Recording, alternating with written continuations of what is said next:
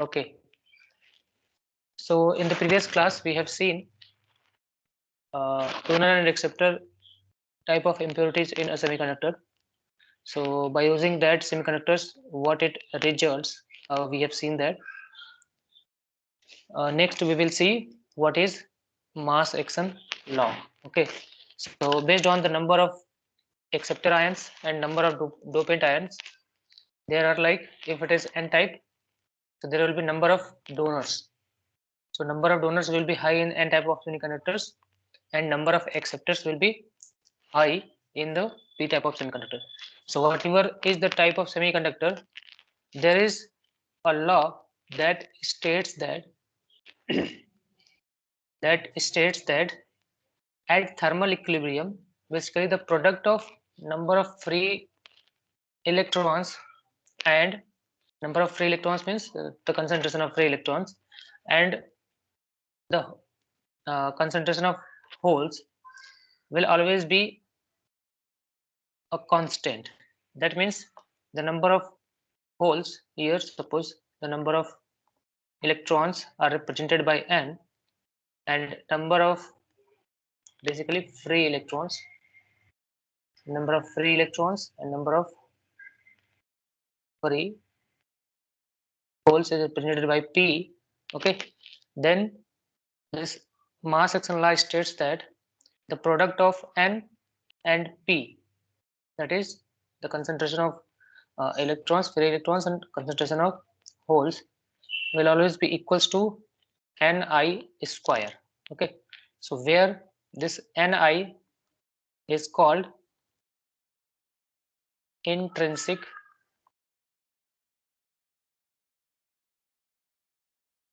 concentration of charge carrier. Okay, so this relation is considered as the mass action law.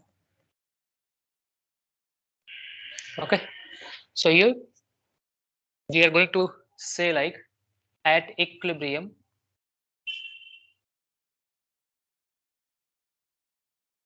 okay, so that at equilibrium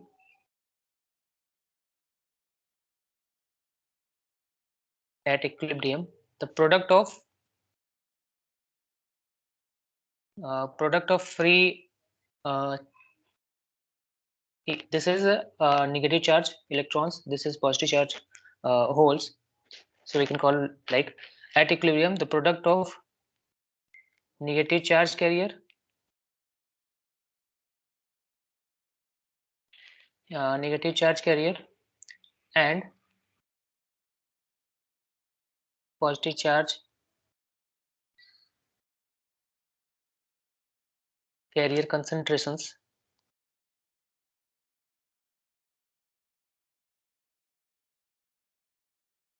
will be a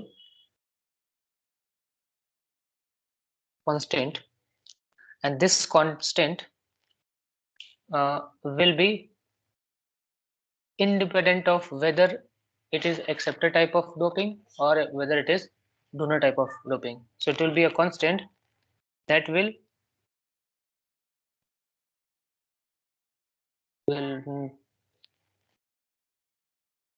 not be depending on Na or Nd. Okay, Na or Nd type of doping. Okay, so basically this mass action law, this basically states at in case of intrinsic type of semiconductor. Okay, but this also applies in case of extrinsic type of semiconductors, means where we have done the doping also, or we have added the impurities, then also this mass action law will be applying. So here the number of free electrons multiplied by number of holes, basically the positive charge, that will always be a constant, that is ni square, and this ni, which is a constant, okay, it is not depending whether the type of doping we have done, either it is N type of doping or P type of doping. Okay, so if we have considered like Na is your concentration of acceptor ions, acceptor impurities like, and Nd is the concentration of donor impurities. If this is the case, so here Na, that is acceptor ion doping, that means it will be basically of negative type nature. Okay, if it is acceptor type, it will be like a positive type of doping. Okay, so in this case, in case of acceptor type of doping, that means it is able to accept the electrons, so it will be like the semiconductor is like it is having a positive charge. Okay, so it can accept the electrons. If it is positive charge, it will be accepting the electrons. Okay, so this Na,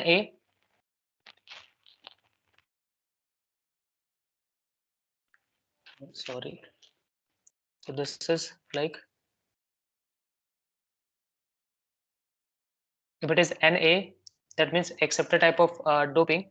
So in acceptor type of doping, it will be accepting the electrons, so it will be negative. Okay, it will be considered like, once it is accepting the electrons, it will be a negative type of doping will be there. If it is Nd, that is donor type of impurities are there, it will be behaving like a positive type of charges. Okay, basically, so if it is negative type, means it will be accepting the electrons. Okay, and it is donor, it will be of it will be like accepting the holes are positive charge. Okay, so here the concentration of holes and electrons can be given like Na, because it is acceptor type of there, so this will be an acceptor, means number of electrons will be there, Na number of electrons will be there, whatever concentration we have done the doping. So Na is the doping concentration, so Na number of electrons will be there, plus the holes. So holes is, suppose P is the holes, so this will be the total number of charge available into that type of semiconductor. In case of donor type of impurity, it is like Nd amount of electrons will be there, and Nd type of uh, it is like positive charge, so Nd type of Nd concentration of holes it will be accepting, plus whatever the number of electrons are there. Okay, so this will be the total charge available into this type of semiconductor. Here this Nd plus N will be the number of charge available into the semiconductor. Okay, but basically whatever semiconductor we are using, or basically whatever semiconductor we are going to have after impurities, that is either donor or receptor type, or N type or P type, that semiconductor will always be a neutral in charge carrier. That means it will be electrically,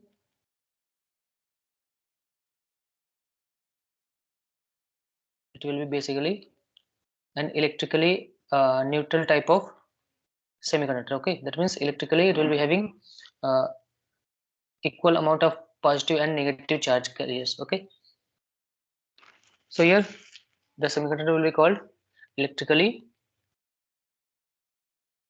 neutral.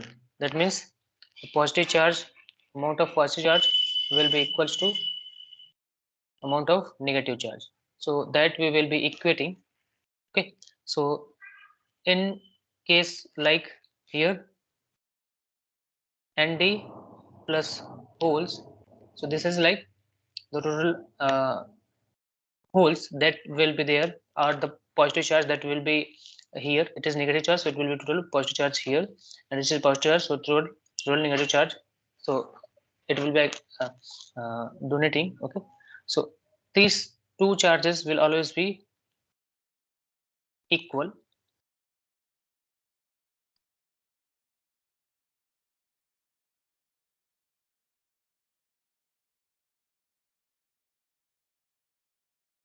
as it is electrically neutral. Okay, and also the case like if it is either n type or p type. So if suppose it is n type of semiconductor is there, so in n type of semiconductor we know like it is having higher concentration of electrons than holes. Okay, so in that case that electron concentration, sorry, it is not like the concentration of electrons will be like just like high, means there will be large number of free electrons will be there. So number of free electrons in the case of n type semiconductor will be high. Okay, so this like in n type your Na will be a 0. So acceptor concentration of acceptor ions in case of n type semiconductor will be a 0. Okay, and whatever electrons are there, so that electrons will be nothing but equals to whatever amount of concentration through which we have doped the n-type semiconductor. Okay, that means the donor concentration will be equals to the number of electrons, and the acceptor means in that case the acceptor ions that will be generating the holes will be a 0. Okay, so this is the case like the electrons will be high in comparison to the holes, but overall the product of the electrons and product of holes will always be a constant, that is Ni square, as the mass action law states. Okay, so in n type semiconductors basically the free electrons is approximately equals to the free electrons n is approximately equals to the donor concentration. Okay, whatever donor concentration we are having. So in that case to just differentiate between n type and p type, suppose n subscript of n, that states like number of free electrons in n type of semiconductor into the holes in n type of semiconductor. So the product of electrons and holes will always be equals to Ni square. This is given by the Morse-Sexton law. So Morse-Sexton law states that. But in case of that, in case of this n type, the number of concentration of electrons is basically nothing but the Nd. This is nothing but the n we can state. So this is number of electrons concentration in n type of semiconductor. Okay, so that we will be replacing. So here Nd cross Pn will equals to Ni square. So from there, suppose we need to find out the whole concentration in n type of semiconductor. So this is whole concentration in n type of semiconductor, that will be given by like Ni square divided by Nd. Okay, so this is the whole concentration in n type of semiconductor, where we know the donor concentration. So we are having the value donor concentration, then we can find out the uh, whole concentration in n type of semiconductor, as Ni is always a constant. Okay, and Nd we know, so we can find out this. Also this is in case of n type. So similarly in case of p type, so if it is p type semiconductor is there, so in p type semiconductor basically here the whole concentration will be very high than the electron concentration. Okay, and here the Nd, that means the donor ion concentration will be 0, and here the whole concentration will be nothing but the acceptor ion concentration. So by what acceptor ions we are going to dope a semiconductor to obtain a p type semiconductor, that will be the same concentration, same amount of holes will be generated, because when one atom of impurity is added, it generates one hole. Okay, it generates one acceptor ion. Okay, but if we are going to dope with Na amount of uh, you can say tetravalent element, then Na amount of holes will be generated, so this whole value will be equal to Na. Okay, so this is the case. So now by using mass action law, so here n, that is number of free electrons in p-type semiconductor, multiplied by number of holes in p-type semiconductor, will always be equals to Ni square by mass action law. So here Np will be the number of electron concentration in p-type semiconductor, and P subscript P, this states the hole concentration in p-type semiconductor. So that is equals to Na, that is Ni square. So from there we can just find like what is the electron concentration in p-type of semiconductor, that is Ni square divided by Na.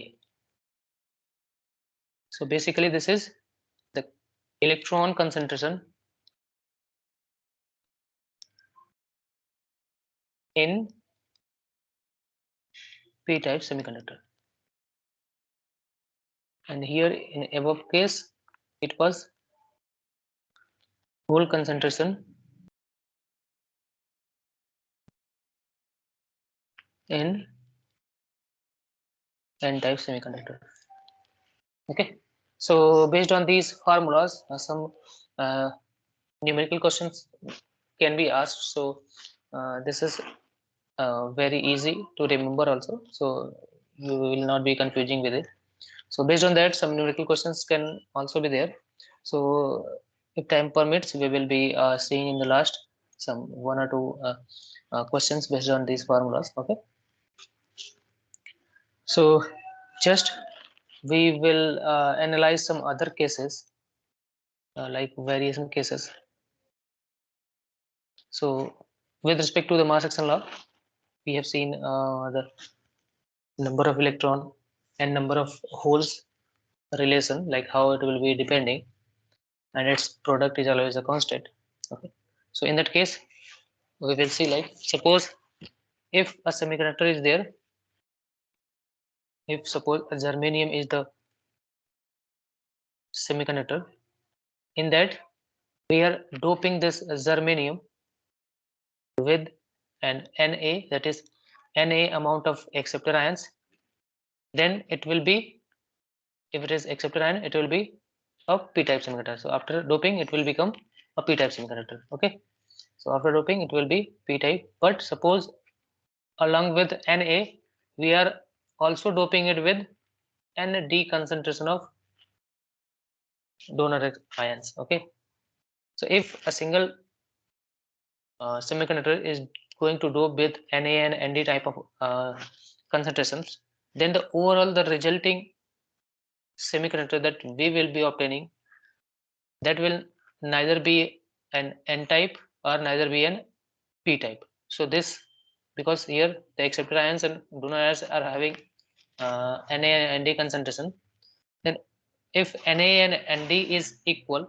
in that case suppose if we are doping such that Na concentration is equals to Nd concentration, that means whatever uh, acceptor ions are, that means holes that will be generated by using Na concentration of acceptor ions, that will be having any amount of holes, and similarly Nd doping will be creating Nd amount of electrons, so that electron and hole concentration that we will be generating will combine to form electron hole pair, so there will be no free charge carriers to conduct, even if it is doped with Na and Nd type of doping concentrations.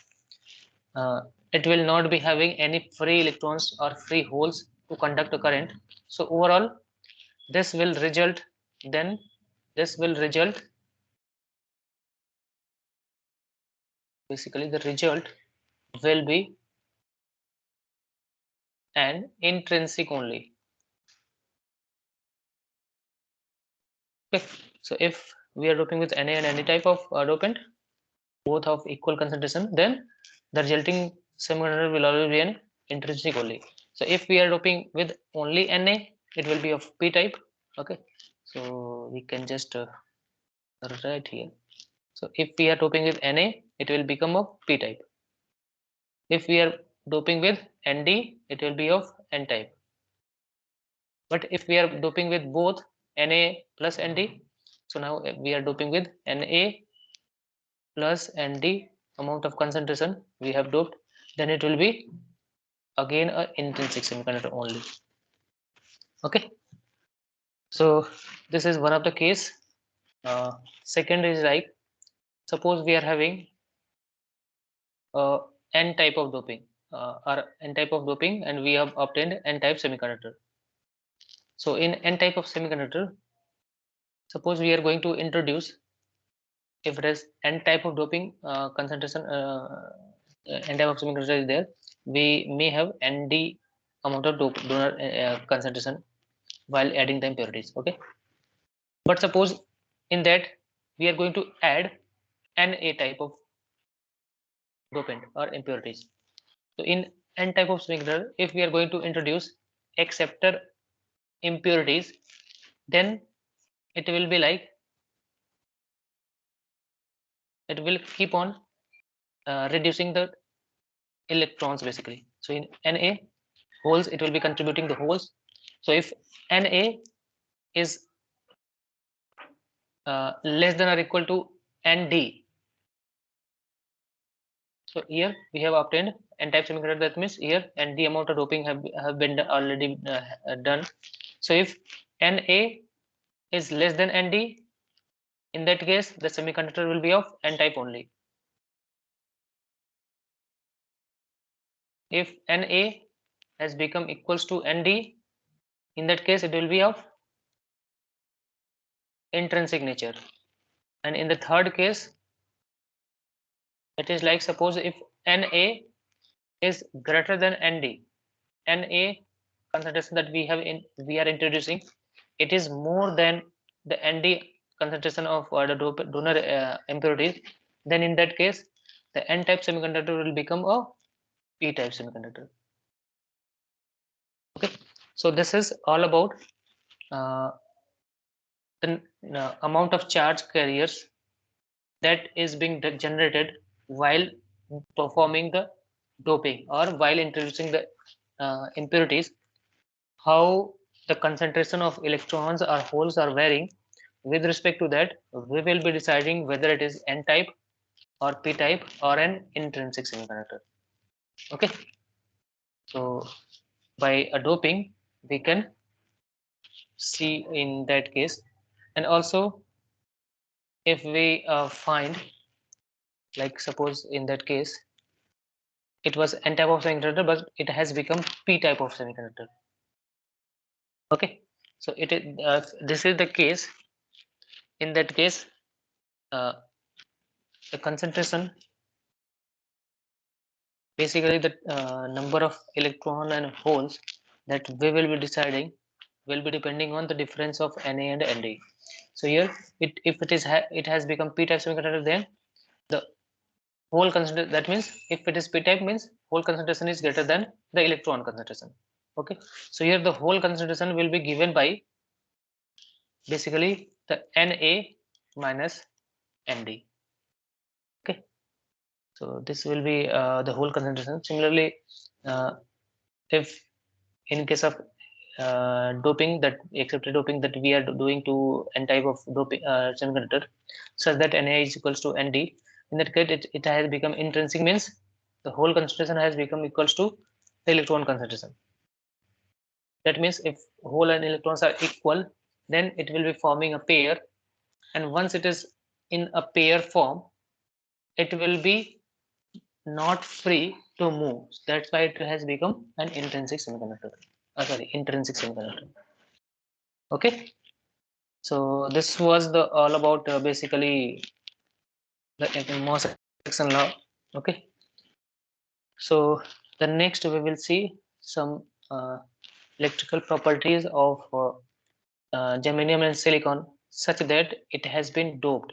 So once the germanium and silicon has been doped, what will be its electrical characteristics, like conductivity and energy band gap and mobility, and how it is varying, that we will see in terms of a semiconductor. So that means it will be depending on the electron as well as the hole concentration. Okay, so that we will see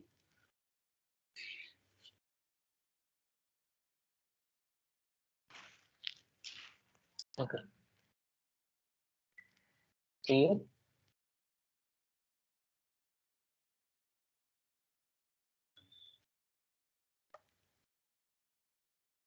Electrical characteristics of germanium and silicon.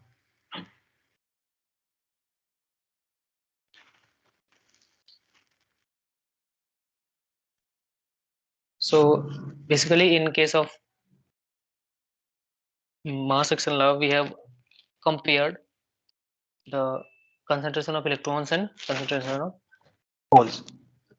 So in case of semiconductors, we see like it contributes to a current, or basically the electron and holes are going to conduct electricity. So in semiconductor, the conduction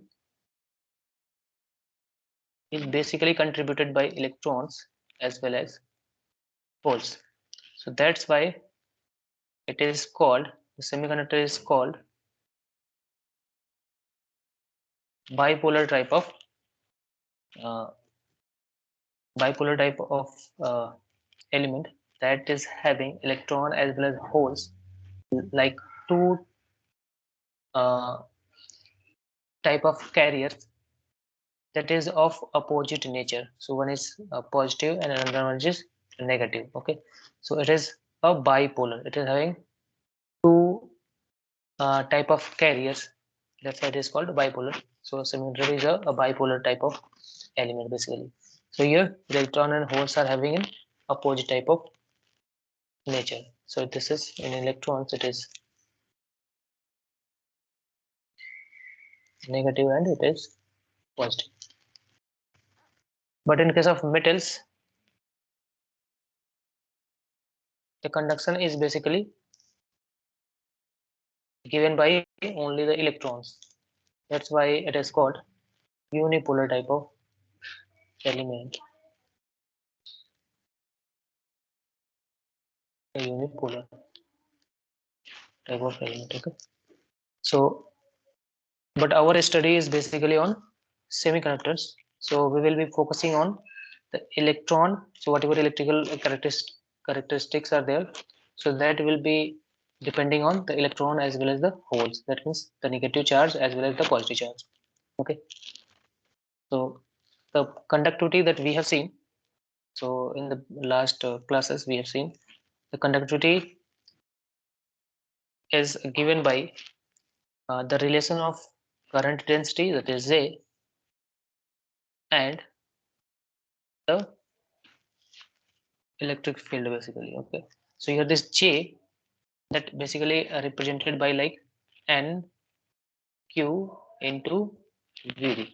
So this was the formula for current density, but Vd, that is drift velocity, is given by mu n E, okay, or mu E. Mu E, Vd is equals to mu E, that is mobility into the electric field.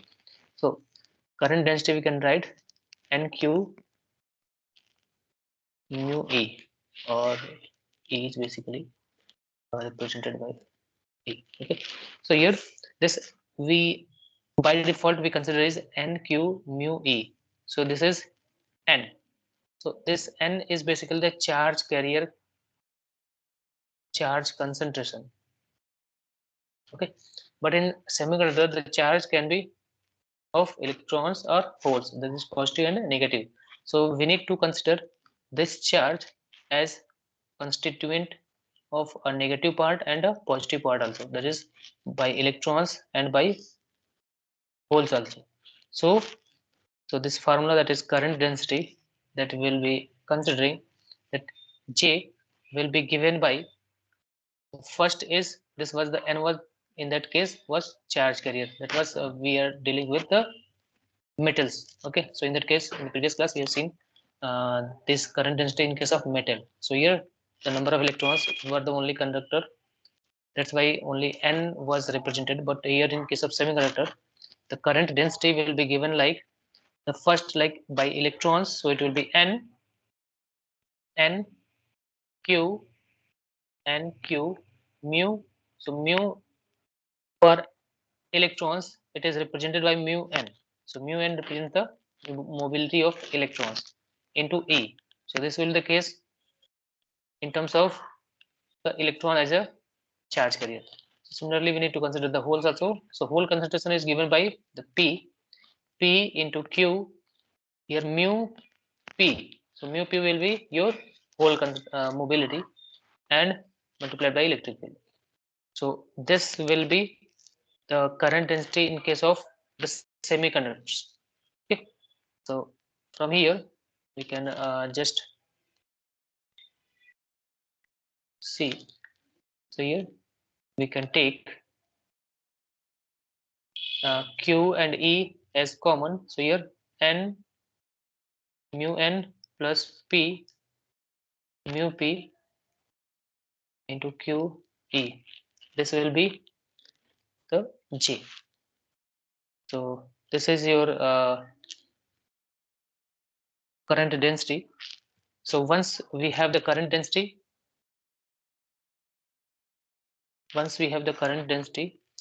we know like the current density is given by J into sigma E in case of metals. This is the case in case of metals. Okay. So by comparing these two expressions, we can say like the conductivity, the sigma, that is called the conductivity, and this is electric field, and this is current density, that is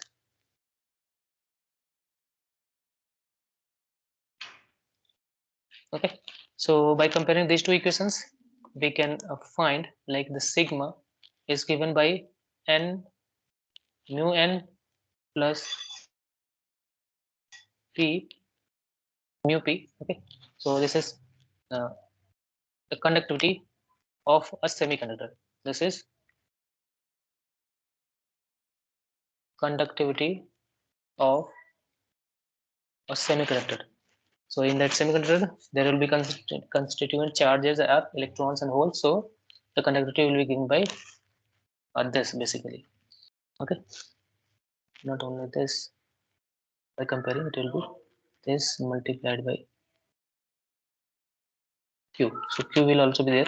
J, so sigma by comparing this will be mu n into mu n plus P into mu P multiplied by Q. That will be your conductivity. Okay, so this is your conductivity where n is the concentration of electrons, concentration of free electrons, and P is the concentration of free holes. Okay, and if it is intrinsic type of semiconductor, so this is the case in case of semiconductor. So if it is intrinsic type of semiconductor, n and p will be equal, so we can equate it, and that will be given in case of intrinsic semiconductor, and this is the conductivity in case of extrinsic semiconductor, that is having electron and holes. Okay, different electrons and holes. So if we talk about the intrinsic semiconductor, so in intrinsic semiconductor, the intrinsic concentration, so intrinsic semiconductor, that is having Ni as the intrinsic concentration. So this intrinsic semiconductor basically depends on the temperature. Okay, so basically this intrinsic concentration is such that if we are increasing the temperature, the electron and hole pair is going to increase. So in case of semiconductor, once we are going to increase the temperature, the electron and hole pair is going to increase. Okay, so as we are going to increase the temperature, so if electron and hole pair is going to increase as we are going to increase the temperature, that means the n is going to increase and p is going to increase. So if n and p is going to increase, so if we are going to increase this n and this p, then the sigma will also be increasing. Okay, So if we are going to increase the temperature, the sigma, that is conductivity, is also going to increase. Okay, so this is the relation between the intrinsic concentration and the temperature, and also as the sigma. So here this Ni is basically constituent of different parameters, that like how the Ni is given.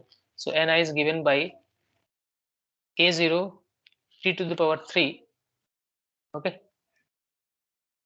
multiplied by the band gap at 0 Kelvin divided by K into T.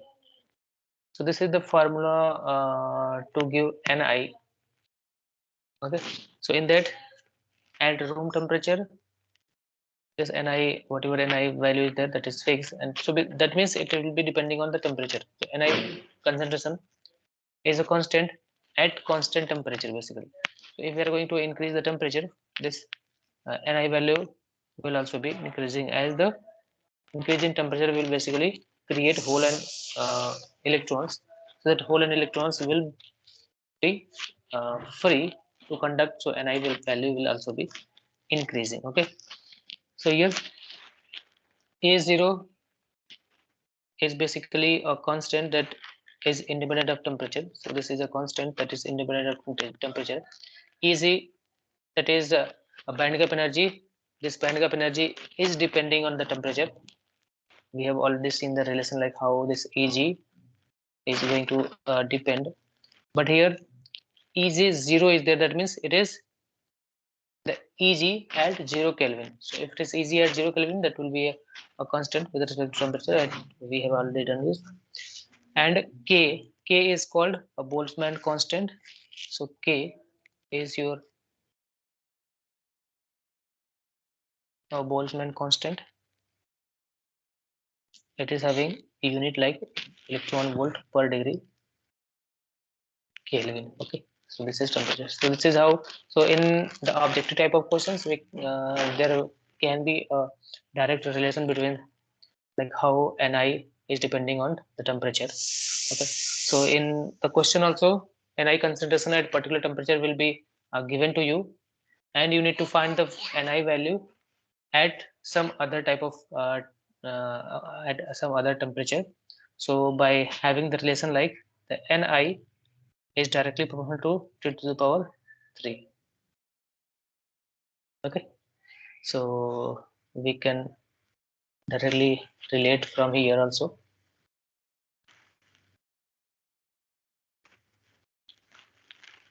And in terms of band gap energy, we have already seen like how band gap energy is depending on the temperature. So that basic formula, that is Eg at particular temperature,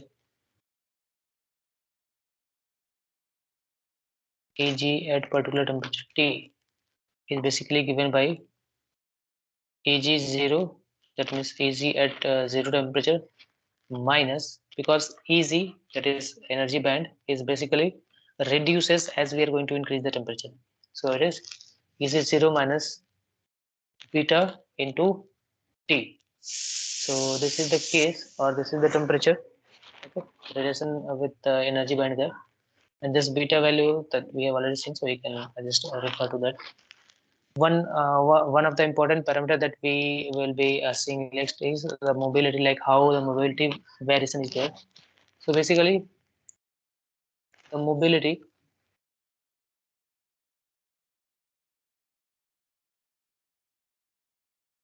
that is mu. So this mu is basically having the relation, like the mu with a temperature depends on, like it is considered to be inversely proportional to temperature. So mu is inversely proportional to temperature. If we are going to uh, increase the mu, increase the temperature, so the mu mobility will be reducing. Okay, so this is the reason. But this m value is basically a value that will depend on either the semiconductor that we are using is either a germanium or a silicon type of uh, semiconductor is there, and also the mobility is defined for electron as well as the holes. So the mobility of electron in germanium type of semiconductor, for that m value will be different. So that m value can be given by the case, like suppose it is a silicon type or a germanium type of semiconductor is there. And also in case of germanium or a silicon, if it is electron, this Si will be different, and if it is uh, holes, this mobility will be different. So this is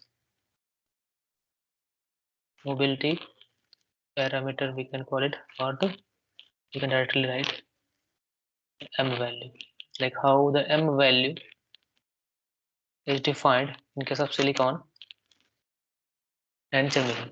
Okay, so if it is a silicon type of semiconductor and we are talking about the mobility of electrons, in that case m will be 2.5.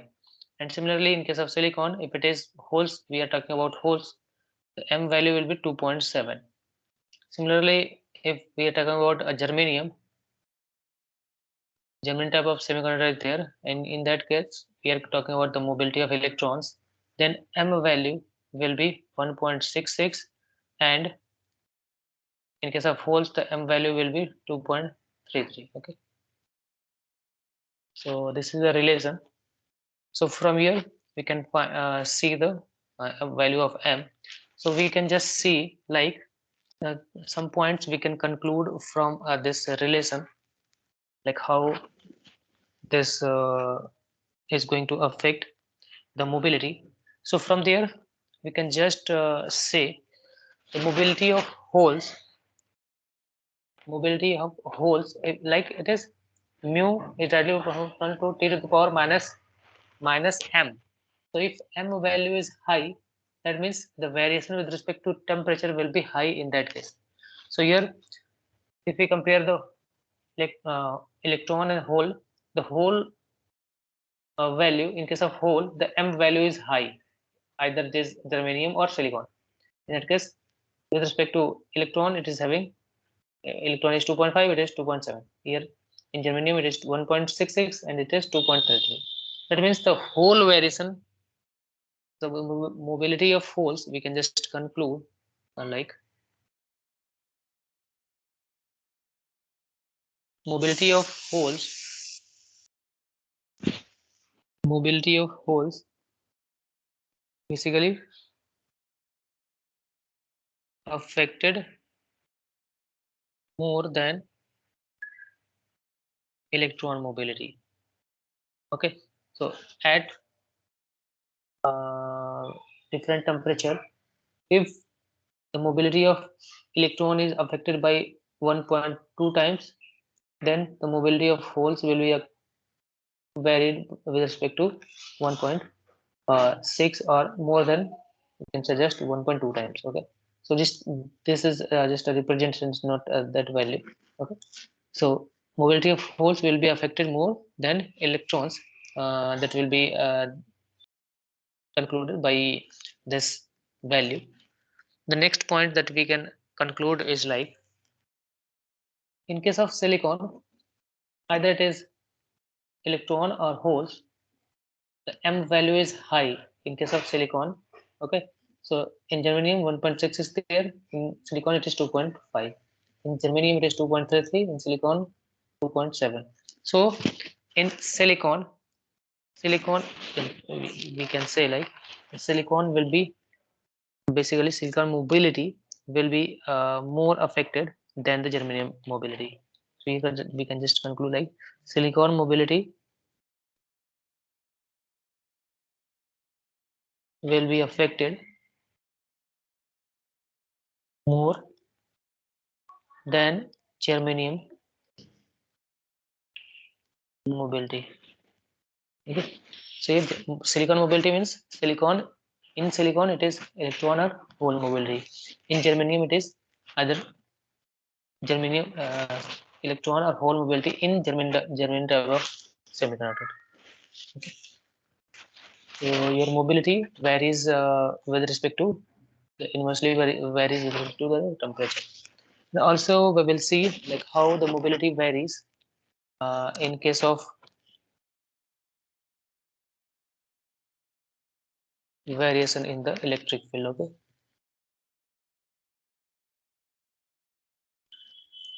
So there is a relation we need to just see. So if this is the mu and this is the electric field that is given by volt per meter. So this is mode of basically the electric field. So if the electric field is varying from, suppose this is the value that is 0, the magnitude of electric field is from 0 to a value that is 10 power 3. So from electric field that is from 0 to 10 power 3 volt per meter, in that case the mobility will be a constant. So whatever is the value of mobility, that will be constant. But if it is ranging from 10 to power 3 to 10 to power 4, if this is the range of electric field, in that case the mobility will be varying with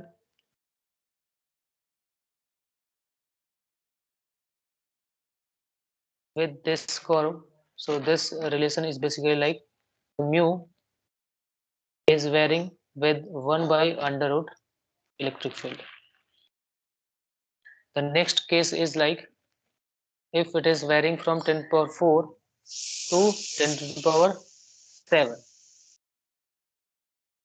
In that case, the mobility is basically considered as inversely proportional to electric field. And beyond 10 to the power 7, the velocity will be saturated.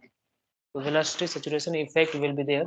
So beyond this, the velocity is saturated. So once the velocity is saturated, the electric field effect, or whatever other mobility is there, that will be like velocity is saturated. That means the velocity will not be either increasing or decreasing, so that mobility will be your constant value. Okay, so in that case, as we are having, so from this point we can conclude some points. So like in case of electric field ranging from 0 to 10 power 33, so like if we are having smaller electric field that we are applying to a semiconductor, if the electric field is smaller, in direct questions we can see if a smaller electric field is there, in that case the mobility will be constant. So here mu will be constant. So in suppose objective type of questions, it is asked like we are applying a smaller electric field. So smaller means we are applying from 0 to this range. We will be calling it smaller. Okay. And also we can see like the drift velocity will be linearly depending on the field. So Vd, we know like Vd is mu into electric field. Okay. So if the mu is constant, that means the Vd will be in linearly proportional to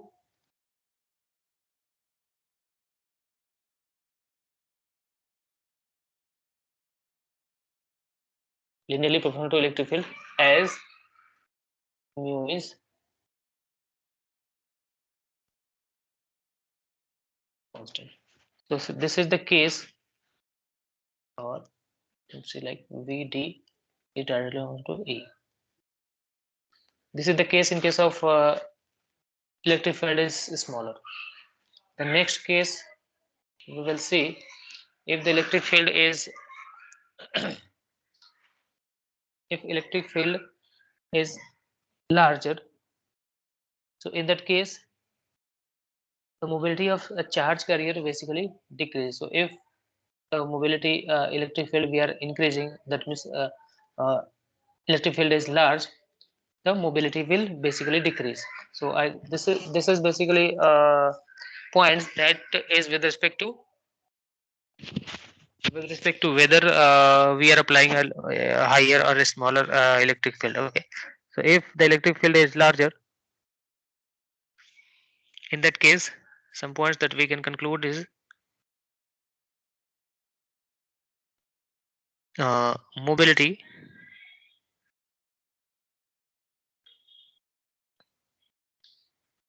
decreases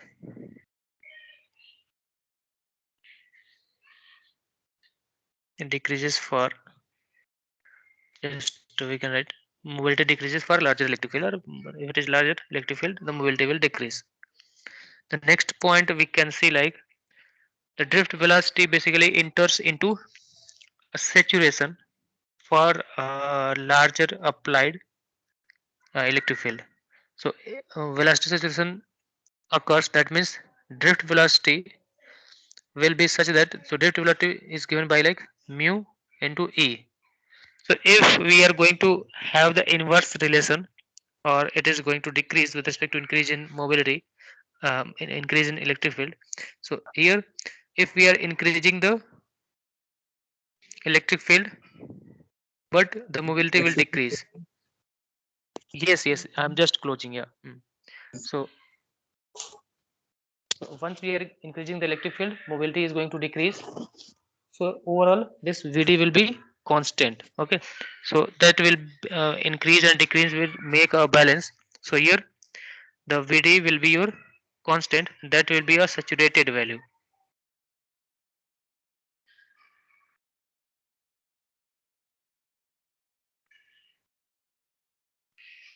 Constant VD will be there. Okay. So there are different points for considering the electrical characteristics of a semiconductor. So in semiconductors, like how the electrical characteristics are going to vary. This is the case.